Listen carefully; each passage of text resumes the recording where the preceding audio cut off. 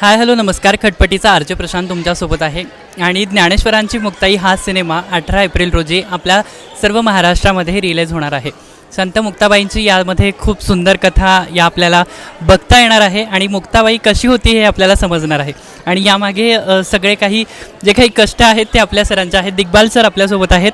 ते या सिनेमाचे डिरेक्टर आणि लेखक आहेत. सर, काय सांगाल अनुभव या सिनेमामध्ये जो काही संपूर्ण म्हणजे तुमचा आतापर्यंत जो काही प्रवास होता, एक छोटा थोडक्यात ऐकायला आवडेल की कसं म्हणजे काही मजा झाली सेटवरती, काय आनंद होता आणि काय धाकधूक होती, हे सगळं काही ऐकायला आवडेल.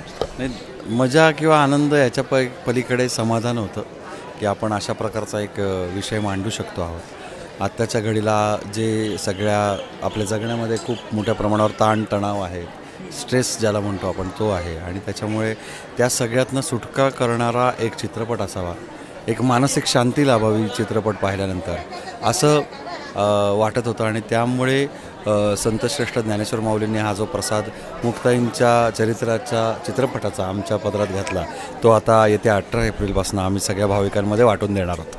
ओके सर, कधी म्हणजे असं सुचलं होतं तुम्हाला की हा मूवी आपण केला पाहिजे, की लहानपणापासूनच पासूनच काहीतरी असं डोक्यात होतं? मला आमच्या घरामध्ये वारी आहे, त्याच्यामुळे सातत्याने माऊलींचा, जगद्गुरु तुकाराम महाराजांचा गजर घरामध्ये चालू असतो, विषय चालू असतात. त्या सगळ्यातनं हे चरित्र विलक्षण वाटतच होतं. पण 2016 साली मी याच्यावरती एक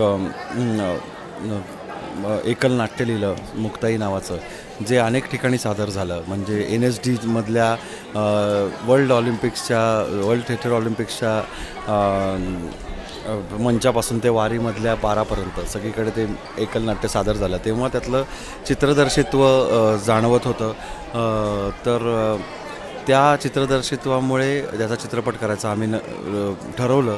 आणि याची सुरुवात कोविडमध्ये झाली. कोविडमध्ये मी आणि अवधूत गांधी माऊलींच्या मंडपात बसलेला असताना मंदिराच्या तिथे याचं वाचन केलं आणि माऊलींकडे हा संकल्प आम्ही दोघांनी सोडला की याचा चित्रपट नक्की करायचा.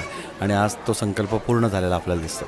ओके सर, म्हणजे शूट जेव्हा चालू झालं तेव्हापासून ते आत्तापर्यंत म्हणजे हा किती कालावधी आहे असा? शूट झाल्यापासनं रिलीज होईपर्यंत जवळजवळ 1.5 वर्ष गेले. खरं तर मागच्या वर्षी हा चित्रपट रिलीज होणार होता, परंतु काही तांत्रिक कारणांमुळे, काही गोष्टींमुळे हा पुढे ढकलत आला. आणि आज आपण बघतो की माऊलींच्या जन्माचं 750वं वर्ष आहे आणि त्या वर्षी हा चित्रपट प्रदर्शित होतो आहे.